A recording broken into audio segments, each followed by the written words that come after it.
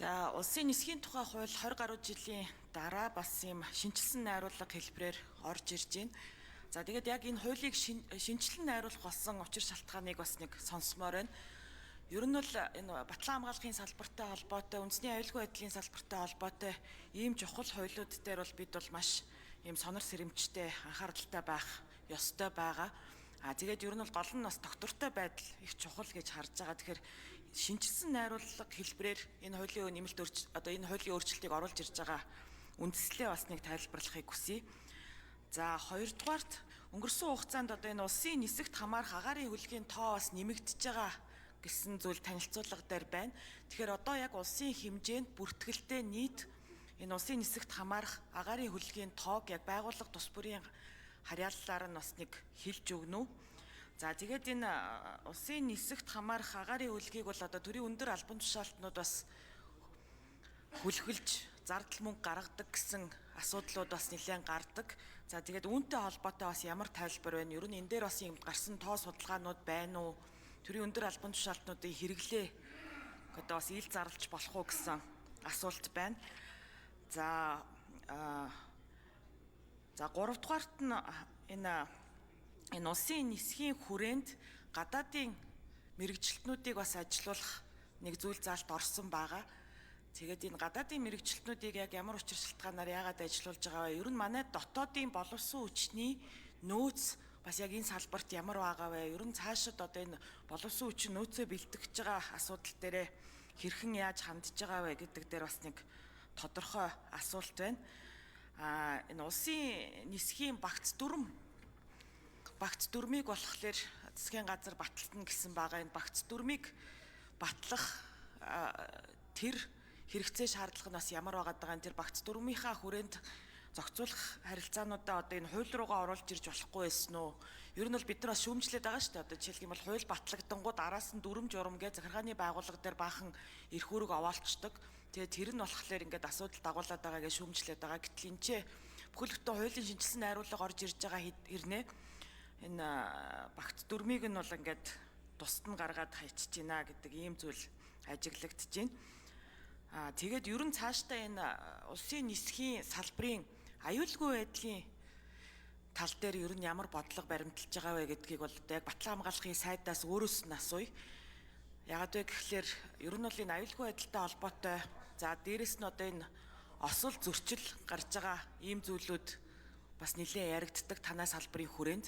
Тэгэхээр яг энэ улсын нисгтэй холбоотой ер нь сүүлийн жилүүдэд энэ осол хэдэн осол гарсан бэ? Ер нь цаашдаа энэ аюулгүй байдлыг хангаж энэ ослын тоог цөөрүүлэх тал дээр ямар нэгдсэн бодлого баримталж байгаа вэ гэдэг дээр батлан хамгаалахын сайд бас өөрөө тайлбар хэлнэ үү гэж хүсье. За баярлалаа.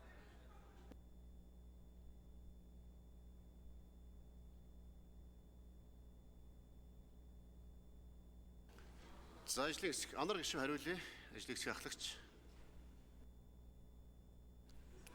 За жаргалан гишүүний асуултанд хариулъя. Улсын их хурл 1999 онд бол иргэний нисхийн тухай хуулийг баталсан. Гэхдээ олон улсын иргэний нисхийн тухай Чикагогийн конвенц буюу 1944 онд баталсан конвенцоор улсын агаарын хөлөг бол иргэний нисхийг тусад нь зааглаж өгсөн учраас зайлшгүй энэ улсын нисхийн тухай хууль батлах шаардлагатай болоод 2003 онд анх энэ улсын нисхийн тухай анхдагч хууль батлагдсан байдгийн байна. Гэхдээ тухайн үед бол зөвхөн Монгол улсын төрийн цэргийн байгууллага болон хууль зохиолох хүчний байгууллагуудын хүрээнд зөвхөн цэргийн болон байлдааны зорилготой нисэх хэрэгслүүд байсан. Гэхдээ өнөөдрийн нөхцөл байдал дээр бол одоо онцгой байдлын ерөнхий газар хууль зохиолох, хууль зүйн яам, төрийн цэргийн байгууллагуудаас гадна төрийн болон хууль хүчний байгууллагууд дээр иргэний зорилттой онцгойгийн зорилттой нисдэг тэрэг ачаа тээврийн зорилттой агаарын хөлгүүд нэвтэрч орж ирж байгаа. Үүнтэй холбогдлолтойгоор хууль эрх зүйн орчныг орчин үеийн цаг үетэйг нийцүүлж өөрчлөх шаардлагатай болсон. За үүн дээр бас цэргийн нисгэгчгүй нисэх хэрэгсэл буюу дроны зохицуултыг оруулж өгж байгаа. Тэгэхээр энэ зохицуултуудыг оруулж өгч байгаа. За мөн улсын нисхийн агаарын хөлгүүдийг даатгалд хамрагдуулах асуудлыг албан ёсоор хуулийн дээр оруулж өгсөн байгаа. За таны ярьж байгаа бас шүүмжлэлтэй холбогдлолтойгоор түрүүн бас инхчин гишүү ярьж байна. Захиалгад арилжааны нислэг гэдэг ойлголт бол улсын нисхийн байгууллагуудад байхгүй. Арилжаа гэдэг маань өөрөө 8 арилжаа хийх зорилгоор хийдэг. Тэгэхээр Энэ бол захиалгад нислэг гэдэг асуудлыг улсын нисхийн байгууллагууд нь хуучин бол зохицуултгүйгээр явж ирснийг одоо бол энэ хуулийн 14 дугаар зүйл дээр наривчлан заагаад иргэний хүсэл дээр онцгой нөхцөл байдалд эрүүл мэнд, иргэний хамгаалалт, гамшигаас нөхөн сэргийлэх зорилгоор захиалга үйлдэхээр хуулийн дээр заалтаараа зохицуулж орж ирсэн байгаа. За төрийн тусгай захиалгат нислэг бол төрийн тусгай хамгаалтын хуулийн зохицуултаараа зохицуулагддаг. Тэгэхээр төрийн өндөр албан тушаалтан улсын болон иргэний нисхийн агаарын хөлгийг ашиглан захиалгат нислэг үйлдэхээр тохиолдолд төрийн тусгай хамгаалтын тухай хуулийн 24-ийн 5 дугаар зүйл залтаар зохицуулсан зохицуултыг бас энэ хуулийн дээр шигтгэж өгсөн байгаа. За багц дүрмийн асуудал дээр бас ажлын хэсэг бол анхнаасаа яг жарлан гишүүн таны байр суурьтай адилхан байр суурьаар хуулинд дүрм журам багтайгаар хуульчилж өгье гэж саналтайгаар ажлын хэсэг хуралдсан. Гэхдээ одоо улсын нисэх маань өөрөө цэргийн зориулттай агаарын хөлөг байдаг. За дахиад тусгай чигүүргийн нислэгүүд явагддаг учраас зарим зүйл цаг үеийн нөхцөл байдлаас болоод хуулийн дээр тэр болгоныг илэх бичих боломжгүй байдаг юм лээ. Тэгэхээр ажлын хэсэг бол яг газар дээр нь очиж уулзаж, үзэж, танилцаж тэр тодорхой хэмжээний дүрм журам нь олон улсын чигтээ ч гэсэн ийм нийцтэй байх нь зөв юм байна гэдэг дээр санал нэгдсэн байгаа. Жанжин дэвсгэртний жанжин штабын дарга та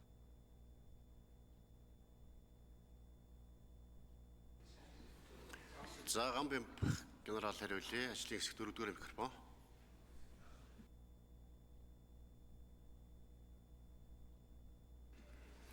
За жаргалын гишүүний асуултанд хариулъя. Улсын агаарын хөлгийн тоо асууж байна. Энэ маань бас нууцын зэрэгэлтэй байдаг. Тийм учраас өнөөдөр сэвтвчний агаарын цэрэг, хил хамгаалах ерөнхий газар, онцгой байдлын ерөнхий газарт нийт 21 байлдааны зориулттай болон тээврийн зориулттай агаарын хөлөг байгаа гэж хариулъя. За гишүүд асуулт батлуулт сайд хариулъя. Нэмж. За жаргалан гишүүний асуултанд хариулъя.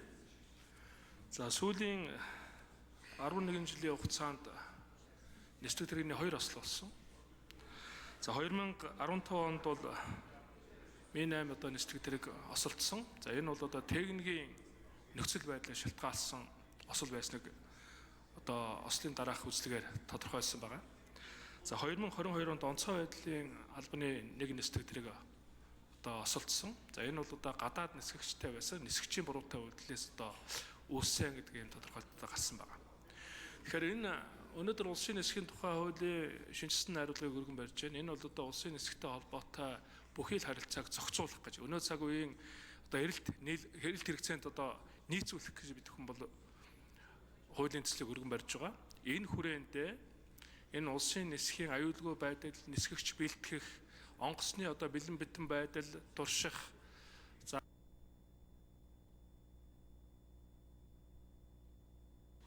За гүйцэж хариулъя.